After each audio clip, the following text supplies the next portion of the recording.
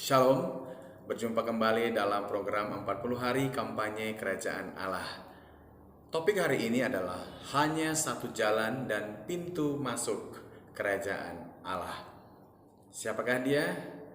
Yesus. Saudara, kenapa topik ini sangat penting? Karena ada banyak orang yang berpikir dan bertanya seperti ini, mengapa jalan itu terbatas? Padahal Tuhan Allah kita maha kuasa, maha sanggup untuk membuat lebih banyak, menduplikasikan lebih banyak, biar lebih gampang. Kemudian, kenapa tidak tersedia alternatif lain jalan menuju surga itu? Kemarin kita sudah belajar, ada perbuatan baik, ada Taurat, kemudian ada hati nurani. Tapi ternyata juga hanya satu. Apakah Tuhan itu tidak kreatif? Kemudian ada lagi yang berkata mungkin dalam pikirannya, kenapa harus satu? Dan saudara, saya teringat dengan satu ibarat sekolah SD, SMP, SMA, bahkan S1 soal-soalnya banyak. Ada soal multiple choice, kemudian ada essay, dan kemudian S1 mungkin 5 soal, S2 3 atau 2 soal, dan doktor itu hanya 1 soal. Artinya semakin sedikit dan semakin sempit, maka itu akan semakin dicari dan semakin diinginkan. Ada banyak orang yang menjadi putus asa karena berpikir bahwasanya tidak mungkin buat kita. Padahal kita akan telusuri hari ini mengapa Yesus adalah satu-satunya jalan. Yang pertama, kitab para nabi dan hukum Taurat telah menuliskan tentang hal itu. Di dalam Ibrani 1 ayat 1-4, demikian firman Tuhan katakan, setelah pada zaman dahulu, Allah berulang kali dan dalam pelbagai cara berbicara kepada nenek moyang kita dengan perantaraan nabi, maka pada zaman akhir ini, Ia telah berbicara kepada kita dengan perantaraan anaknya, yang telah Ia tetapkan sebagai yang berhak menerima segala yang ada. Oleh Dia, Allah telah menjadikan alam semesta. Ia adalah cahaya kemuliaan Allah dan gambar wujud Allah, dan menopang segala yang ada dengan firman-Nya yang penuh kekuasaan.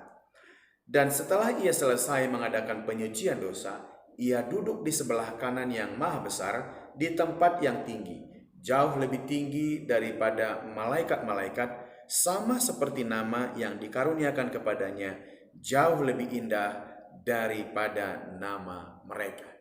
Yesus satu-satunya jalan. Oleh karena apa? Disebut Ia adalah cahaya kemuliaan Allah dan gambar wujud Allah, dan menopang segala yang ada dengan firman-Nya yang penuh kekuasaan. Dan setelah Ia selesai mengadakan penyucian dosa, Ia duduk di sebelah kanan yang maha besar di tempat yang tinggi. Jadi Yesus diberi kuasa di tempat yang maha tinggi setelah Dia mengerjakan maksud dan rencana Bapa yang telah dinubuatkan melalui hamba-hambanya para nabi. Yang kedua adalah oleh karena korban Yesus itu sempurna, melebihi korban-korban yang selama ini di dalam perjanjian lama dilakukan. Di dalam Ibrani 10 ayat 1-18, beberapa ayat nanti akan saya lewatkan. Di dalam perikop ini demikian disebut, di dalam hukum Taurat hanya terdapat bayangan saja dari keselamatan yang akan datang, dan bukan hakikat dari keselamatan itu sendiri. Karena itu, dengan korban yang sama yang setiap tahun terus-menerus dipersembahkan, hukum Taurat tidak mungkin menyempurnakan mereka yang datang mengambil bagian di dalamnya. Sebab jika hal itu mungkin, pasti orang tidak mempersembahkan korban lagi. Sebab mereka yang melakukan ibadah itu tidak sadar lagi akan dosa setelah disucikan sekali untuk selama-lamanya. Tetapi justru oleh korban-korban itu setiap tahun orang diperingatkan akan adanya dosa. Sebab tidak mungkin darah lembu jantan atau darah domba jantan menghapus dosa. Karena itu ketika Ia masuk ke dunia, Ia berkata, korban dan persembahan tidak engkau kehendaki, tetapi engkau telah menyediakan tubuh bagiku. Kepada korban bakaran dan korban penghapusan dosa engkau tidak berkenan. Lalu aku berkata, sungguh aku datang, dalam gulungan kitab ada tertulis tentang aku, untuk melakukan kehendak-Mu, ya Allahku. Karena kehendaknya inilah kita telah dikuduskan satu kali untuk selama-lamanya oleh persembahan tubuh Yesus Kristus. Selanjutnya setiap imam melakukan tiap-tiap hari pelayanan dan berulang-ulang mempersembahkan korban yang sama sekali tidak dapat menghapus dosa. Tetapi ia setelah mempersembahkan hanya satu korban saja karena dosa, ia duduk untuk selama-lamanya di sebelah kanan Allah, dan sekarang ia hanya menantikan saatnya di mana musuh-musuhnya akan dijadikan tumpuan kakinya. Ayat 14, sebab oleh satu korban saja ia telah menyempurnakan untuk selama-lamanya mereka yang ia kuduskan.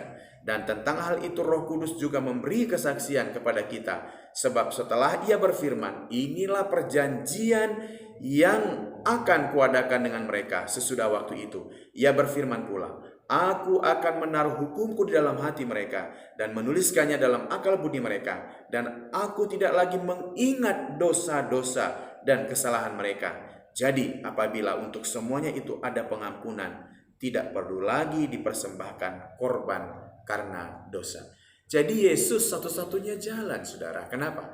Karena Yesus telah dijadikan korban karena dosa, sempurna satu kali untuk selama-lamanya. Jadi saudara, orang yang percaya terhadap hal ini akan menerima upahnya, yaitu dia mengalami kerajaan sorga, hidup bersama Yesus selama-lamanya. Yang ketiga adalah kepada Yesus diberikan kuasa dan otoritas. Matius 28 ayat 18 sampai ke 20. Yesus mendekati mereka dan berkata, kepadaku telah diberikan segala kuasa di sorga dan di bumi. Karena itu pergilah, jadikanlah semua bangsa muridku, dan baptislah mereka dalam nama Bapa dan Anak dan Roh Kudus, dan ajarlah mereka melakukan segala sesuatu yang telah kuperintahkan kepadamu. Dan ketahuilah, aku menyertai kamu senantiasa sampai kepada akhir zaman. Jadi pada waktu kita menyampaikan Injil kerajaan ini, kita menyampaikan kerajaan Allah, sehingga ketika orang percaya, orang itu akan ada bersama-sama dengan kita sebagai anggota kerajaan Allah. Di dalam kitab Efesus 1 ayat 19 sampai 23, dan betapa hebat kuasanya bagi kita yang percaya sesuai dengan kekuatan kuasanya yang dikerjakannya di dalam Kristus, dengan membangkitkan dia dari antara orang mati dan mendudukkan dia di sebelah kanannya di sorga, jauh lebih tinggi dari segala pemerintah dan penguasa dan kekuasaan dan kerajaan dan tiap nama yang dapat disebut, bukan hanya di dunia ini saja, melainkan juga di dunia yang akan datang. Dan segala sesuatu telah diletakkannya di bawah kaki Kristus, dan dia telah diberikannya kepada jemaat sebagai kepala dari segala yang ada. Jemaat yang adalah tubuhnya, yaitu kepenuhan dia yang memenuhi semua dan segala sesuatu. Jadi di dalam Yesus segala kuasa, segala pemerintahan dan nama yang dapat disebut, baik di dunia kini maupun yang akan datang, ada di dalam Dia. Percaya Yesus akan membawa kita masuk kepada kerajaan Allah. Bagaimana dengan ayat yang lain?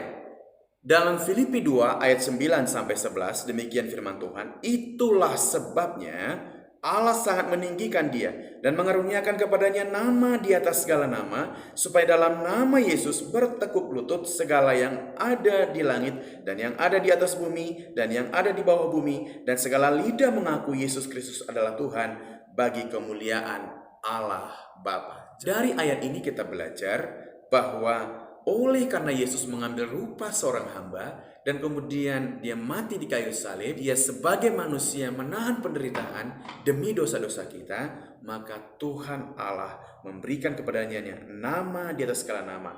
Dan yang terakhir adalah di dalam Kisah 4 ayat 12, pada waktu khotbah Petrus sangat bersemangat dan berapi-api, ia berkata dengan tegas, dan keselamatan tidak ada di dalam siapapun juga selain di dalam Dia, sebab di bawah kolong langit ini tidak ada nama lain yang diberikan kepada manusia yang olehnya kita dapat diselamatkan.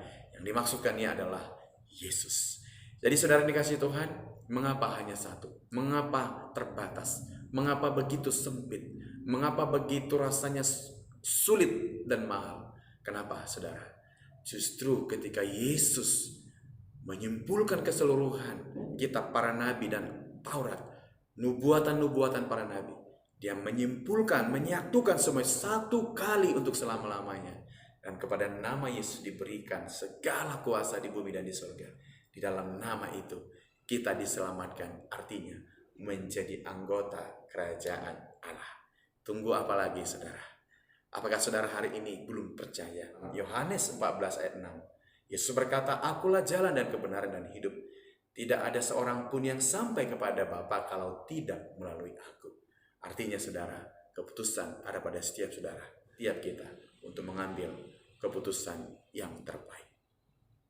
Bapa, berkati setiap saudaraku yang mendengar pemaparan pada hari ini. Walau saya tahu bahwa setiap orang punya waktu lagi untuk meneliti kembali, dan setiap mereka menerima pewahyuan, pencerahan, atau suatu rema, Engkau akan memberkati lebih lagi. Hamba-Mu percaya bahwa setiap orang yang mendengar nama Yesus hari ini akan memiliki kerinduan mengalami perjumpaan pribadi dengan Yesus, dan mereka diselamatkan. Demi nama Tuhan Yesus. Amin.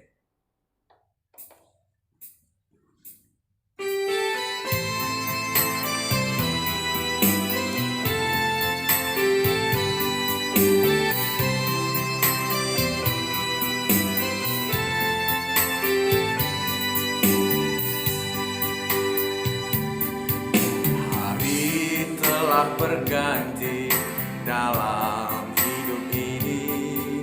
Kau mencari artinya, namun tak mendapat.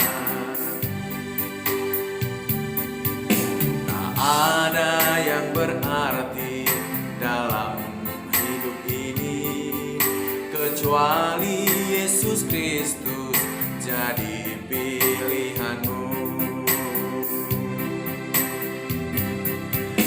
Esok kan terlambat, janganlah kau tunda. Esok kan terlambat, putuskanlah sekarang.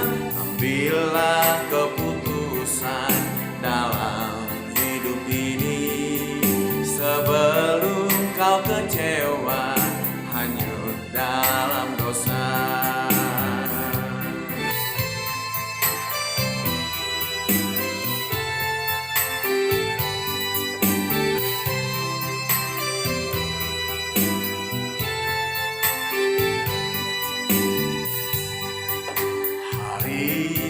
Berganti dalam hidup ini. Kau mencari artinya, namun tak mendapat. Tak ada yang berarti dalam hidup ini kecuali Yesus Kristus jadi pilihanmu. Esok kan terlambat, janganlah kau tunda. Esok kan terlambat, putuskanlah sekarang. Ambillah keputusan dalam hidup ini agar kau tak kecewa hanyut dalam dosa. Esok kan terlambat, janganlah engkau tunda. Esok kan terlambat, janganlah engkau tunda. Esok kan terlambat, janganlah engkau tunda. Esok kan terlambat, janganlah engkau tunda. Putuskanlah sekarang. Esok kan terlambat, janganlah kau tunda. Esok kan terlambat, putuskanlah sekarang. Esok kan terlambat, janganlah kau tunda. Esok kan terlambat, putuskanlah sekarang. Ambillah keputusan dalam hidup ini agar kau tak kecewa